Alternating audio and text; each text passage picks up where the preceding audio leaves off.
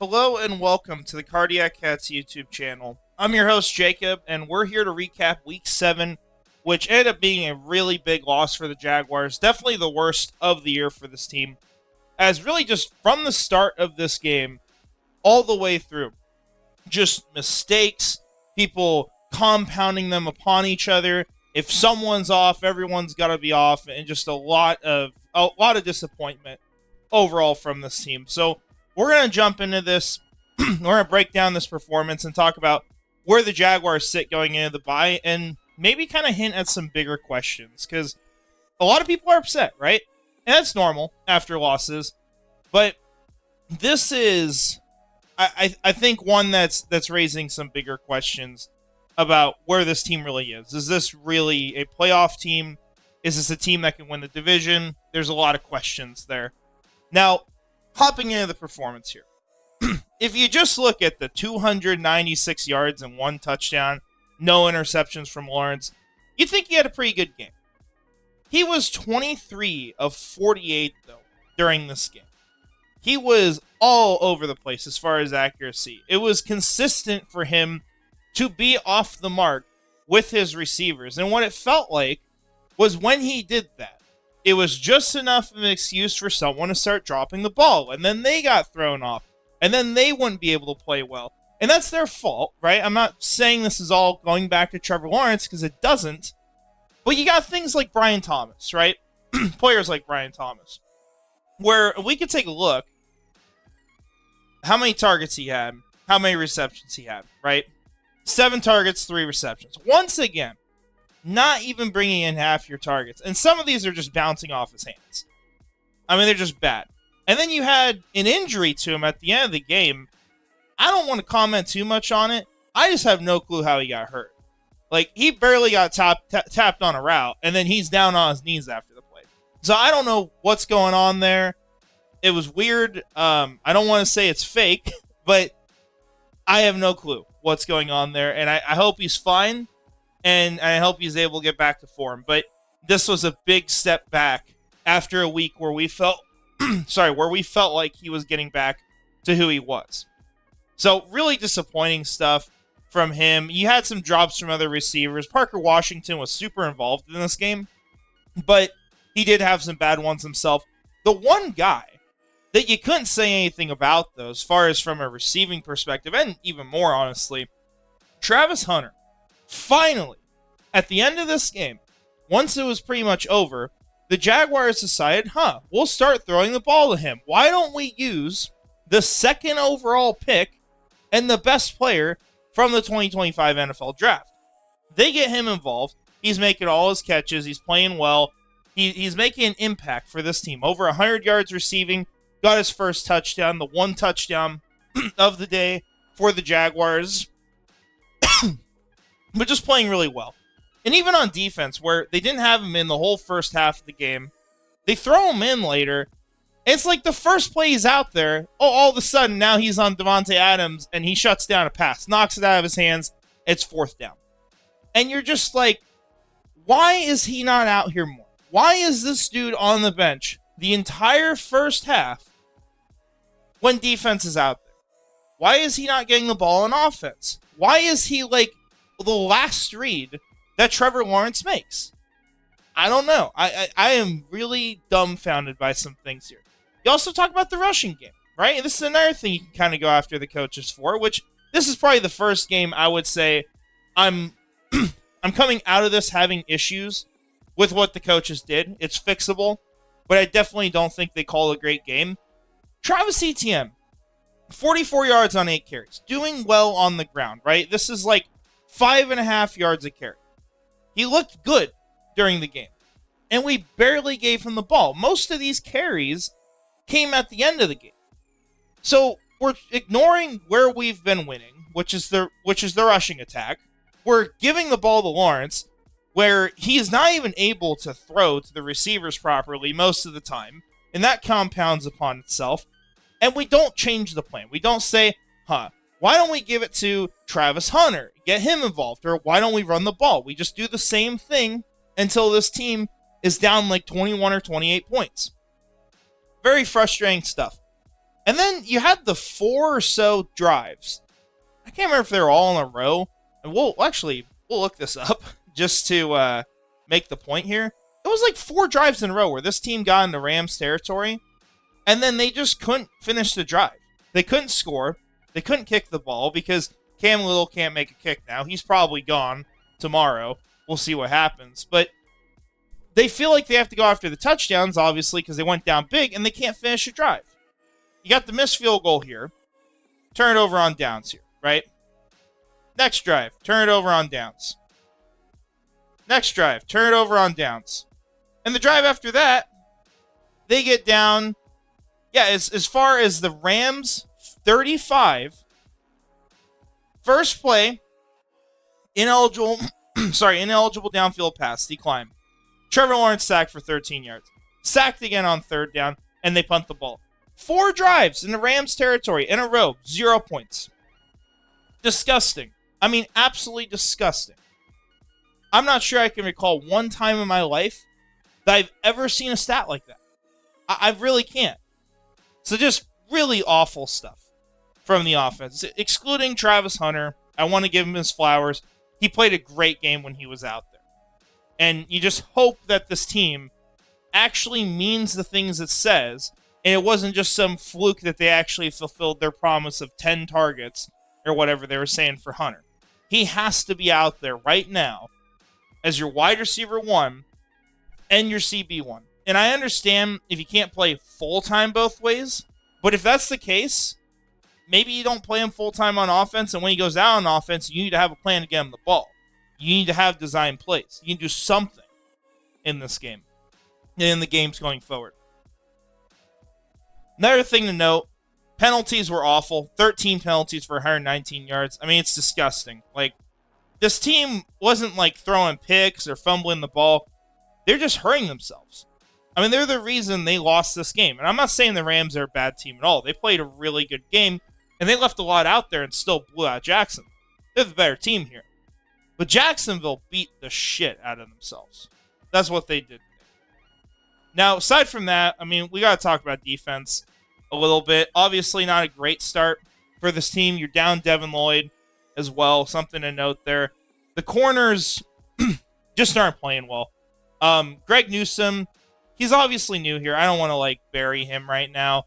But not a super impressive game. He's got to get better. And I sort of looked at him as a 1-year replacement for Tyson Campbell. That's the way I really saw that whole thing going down. And then you got Monteric Brown, who, hey, I like Monteric Brown, but you have him guarding Devontae Adams. What are we doing? I mean, this is not the right lineup. This is not the kind of guy you want to put on him. Devontae Adams, of course, 3 touchdowns. Wow, how did that happen? Well, we know how, because they put Monteric Brown on him. Because you don't have anything else at corner you trust, apparently. Greg Newsome's new. You don't want to play Travis Hunter there for some reason. And then Jarion Jones, who knows there? I mean, I don't know.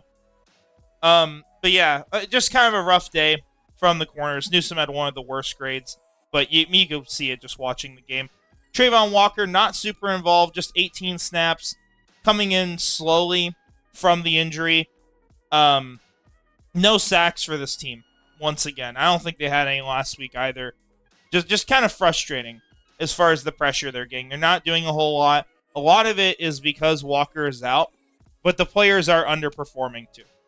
I think if we look at Josh Hines-Allen, who, hey, a lot of pressures. This part of it is good. But you have 1 sack on the entire year. We got to get home. And this is a story we had, I think it was back in 2022. It was like a year before he got extended, where he had a ton of pressures, but he just wasn't getting the sacks. Yeah, here, it was 77 pressures and 7 sacks. This number is worse than it was then, and that was a huge problem that year because we weren't finishing. So, overall, I don't think the defense was atrocious, but there's clearly issues. You're missing some players, and you need to really rethink how some things are getting done. I think they need to bring in help on the defensive line. I've mentioned this a few times on Twitter, but Calais Campbell is sitting out there right now. I would imagine that if they wanted to go get him, they could go get him. And that should be a name that you're looking at because it's not going to cost you a ton. It's still a really good player, and he's going to make an impact for your team. Not saying he's the only one out there. You could go after like a Jalen Phillips or a Bradley Chubb from Miami as well. You could go make a big trade for someone. You could try to get Trey Hendrickson. The thing is, like, something needs to change here, right? We do not like the depth on the pass rush on the outside, and the interior is not getting enough done. So defense still needs help. Not a perfect day, but definitely not as many issues as the offense had. Just a very frustrating overall performance for the Jaguars. And I think a lot of people now coming out of this game, the debate, well, there's two things we're talking about, right? One is, are the Jaguars still a legit team this year? And I think that's very much up in the air. I would not at all say right now they're going to win the division. I think that is out the window, barring Indianapolis falling apart. Because if Indianapolis continues to be the team that they've been, they're the best team in the division. And they deserve the respect for that. Jacksonville has not been finishing games here recently. We've looked pretty bad in recent weeks. So, things got to change. But ultimately, I think this team is very much in the balance right now. They've got a bye week coming up. That's going to be good for them to reset. I hope they ponder the loss a bit, and I hope it hurts. I hope it changes things for this team. And it's first year, right? Things are going to change, whether good or bad. We saw they changed for the good early. Now they've changed sort of for the bad. But we'll have to see what happens. The other question, though, and maybe we'll talk about this in a video over the bye at some point. It'd probably be a good one for me to put out. But, you know, we just go back to the same stuff with Trevor Lawrence. Is Trevor Lawrence a franchise quarterback? Is he good enough? Is he the problem? And it's such a frustrating discussion because you don't want to be here in year 5. And I think there's a lot of context to it, and I'll briefly hit on some of it. I'm not going to give my full answer here because we'll probably have put out a video talking about it. You got to consider the amount of time it's taking some of these quarterbacks to develop today, for one, is a lot longer than we're used to. I mean, they're going into second contracts before they're actually playing like you want them to play. Sam Darnold, Daniel Jones, obvious examples recently. Baker Mayfield, right? These are some of the best quarterbacks in the NFL this year. And it's taken them like year 7, year 8. It could be the same for Lawrence. It may not be, right? Who knows? And that's kind of the frustrating part of it because you don't want to waste all these years on him. And honestly, I think as far as the extension, I said this at the time it happened, I don't think he earned it. I really do not believe that. I think we are in a situation where very clearly Doug Peterson, Trent Baalke at the time who were in charge, were not going to be here if Trevor Lawrence wasn't going to be here, right? If they failed him or he wasn't the franchise quarterback, they're getting fired. So the only reason, they have essentially no reason to not extend Lawrence because it's the best deal you're going to get because the market was going up at the time at quarterback.